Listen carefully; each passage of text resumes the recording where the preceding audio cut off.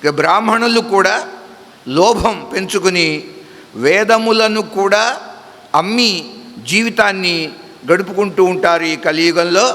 ఇక విద్యాభ్యాసం, చదువు సంధ్యలు ఎందుకయ్యా అంటే కేవలంగా ధనమును సంపాదించటం కొరకే ఈ విద్య అనేది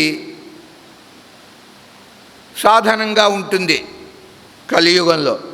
కలి లక్షణాలని వర్ణిస్తున్నారు ఇక్కడ మహానుభావ. ఇక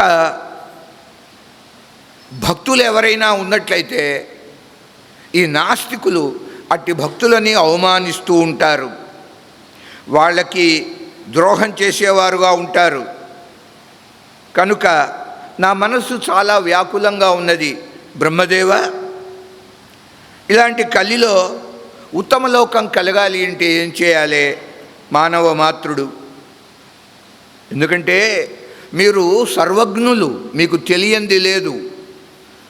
కాన చెప్పండి మహానుభావ,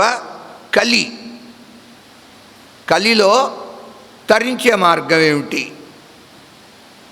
అలా అడిగారండి. ఏ విధమైన సులభమైన ఉపాయం మాకు చెప్పండి, ఉత్తమలోక ప్రాప్తి కలగాలి. లఘూపాయేన ఏనైషాం పరలోకగతిర్భవేత్ తముపాయముపాఖ్యాహి సర్వం వేత్తి యతో భవాన్. అదండి ప్రశ్న.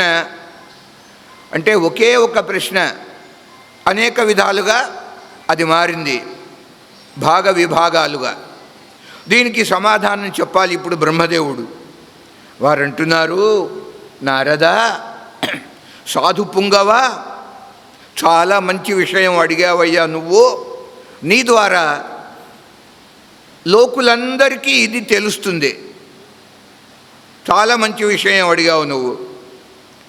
సులభోపాయం ఉన్నది తరించడానికి, అది నేను నీకు చెబుతాను, శ్రద్ధగా వినమన్నారు.